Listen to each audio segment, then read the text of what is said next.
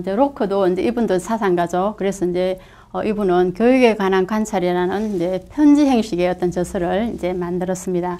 그래서 이제 그 책 속에는 건전한 신체에 건전한 정신이라는 이제 로마의 시인의 말을 인용해서 인간의 행복 요건을 굉장히 이제 강조했다라는 겁니다. 행복, 굉장히 추상적인 것은 하지만 인간이 어떻게 이제 행복하게 살아야 될 어떤 권리라든지 어떻게 하면 행복한 삶을 살 수 있느냐 이제 그런 것들을 이 책에서 언급을 하고 있다라는 것입니다.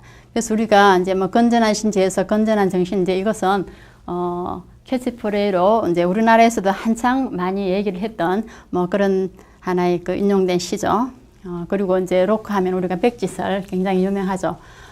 그래서 이제 그의 이론은 어린이는 새하얀 종이와 같아서 어린이가 경험하는 그 어린이가 하는 경험이 바로 그 위에 그려진다고 했습니다. 이 말은 무엇이냐 하면 인간은 태어날 적에 가지고 태어나는 것보다 태어날 적에는 하얀 도화지와 같다라는 겁니다. 아무것도 그 위에는 그려져 있지 않는데 세상에 태어나서 이제 경험한 것들이 거기에 채워진다라는 겁니다. 그래서 이제 그런 주의이기 때문에 아이들이 어떤 경험을 하느냐에 따라서 이제 그 좋은 아이로 성장할 수도 있고 또 아니면 그렇지 못한 그 좀 부족한 아이로도 우리가 성장을 할 수 있다라는 이제 그런 이론을 이제 백지설로 통해서 이야기를 하고 있습니다.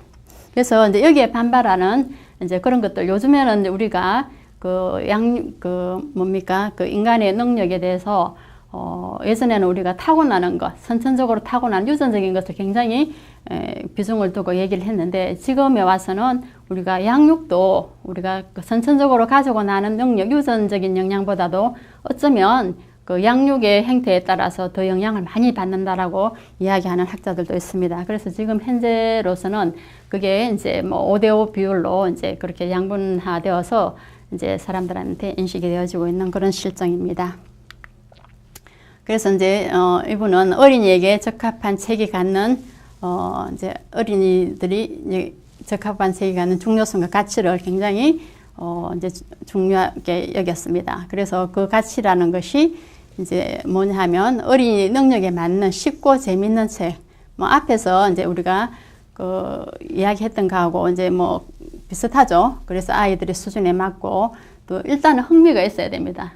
아동문학은, 아동도서는 아이들의 어떤 관심을 끌려고 하면 그 흥미거리가 없으면 아이들이 관심을 두지 않는다는 겁니다. 그래서 아이들의 능력에 이제 맞고 또 흥미를 끌 수 있는 그런 책이어야 되고 또 책 속의 재미를 스스로 발견하고 또 독서하는 수고에 대한 보답을 받는 책을 주어야 한다.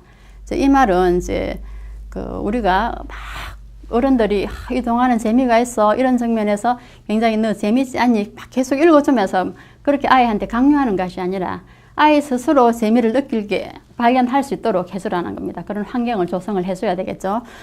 그래서 이제 책을 그냥 던져주고 막 그냥 끝까지 처음부터 읽으라고 강요하기보다는 너가 이 책을 그냥 넘기면서 너가 가장 관심 있고 재미있게 여겨지는 그림 한번 찾아봐 라든지 아니면 이제 글을 좀 많은 아이가 있으면 여기서 표현하는 문구 중에서 너가 가장 그 머릿속에 남는 게 있으면 한번 얘기를 해보라든지 이제 그런 것들을 통해서 스스로가 그걸 찾게 하게 만들라는 것입니다.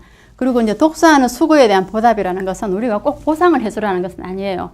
이 책을 다 읽었으니까 너 뭐 맛있는 뭐 과자를 뭐 줄게 아니면 용돈을 줄게 이제 그런 어떤 물질적인 보상보다는 정신적으로 그래 책을 그냥 끝까지 잘 읽어서 너무너무 그 엄마가 기뻐 아니면 그래 너가 책을 읽은 거 엄마한테 얘기를 좀 해줄 수 있겠니? 라고 이제 아이한테 한번 이렇게 물어봐 주는 거예요.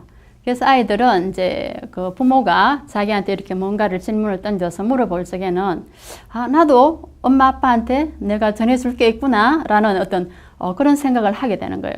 그래서 굉장히 이제 물론 아이가 그 내용을 전부 다 숙지를 해서 정확하게 그 뜻을 전달하지는 못하지만 때로 미흡하게 전달을 할 수가 있지만 그걸 막 열심히 엄마한테 설명을 합니다. 그래서 이제 그 과정에서 들어 이제 조금 그 틀리게 하는 부분이 있으면 이제 부모가 아니야 그거 틀렸어. 너 책을 제대로 안 읽었구나라고 그렇게 질책을 하기보다 그랬니? 엄마는 예전에 엄마도 어렸을 때 이 책을 읽었는데 엄마가 그때 읽었을 때는 이런 내용이었던 것 같은데 그 내용이 바뀌었을까? 라고 이렇게 질문을 던져서 아이가 한 번쯤 그걸 바로잡을 수 있는 시간을 주는 거예요. 그러면 아이들이 금방 또 기억을 되살려서 아, 엄마 그래 그거는 엄마 말이 맞아. 내가 뭐 잠시 착각을 했어. 아니면 잠시 뭐 까자먹었어 라고 이제 얘기를 할 수가 있겠죠. 그래서 이제 그런 어떤 부모와의 이제 그 피드백을 통해서 아이가 굉장히 성취감도 느끼는 거예요. 그래서 그게 하나의 우리가 책을 읽고 난 뒤에 수고에 대한 보상이라고 이제 우리가 얘기를 해도 되겠습니다. 그래서 이제 아이들의 수준에서 이제 우리가 읽을 수 있는 책이지만, 그 아이들에게 아무런 도움이 되지 않는 또 허무맹랑한 내용을 채우거나 아니면 또 악하고 어리석은 생각을 심는 책은 해롭다라고 했습니다. 이거는 뭐, 당연한 말이죠. 이제 아무리 아이들이 이해하고 또 아이들이 눈높이에 맞는 책일지언정 아이들에게 교훈적이지 못하고 아이들의 정서에 이제 침해가 되는 그런 내용이라든지 또 허무맹랑한, 물론 우리가 그 문학이라는 것은 이제 허구, 소설은 우리가 허구라고 얘기를 하지만 그래도 아이들 수준에서 이해할 수 있는 범위, 너무 엉터리 그런 것들은 아이들한테 우리가 읽히면 안 된다는 그런 이야기입니다.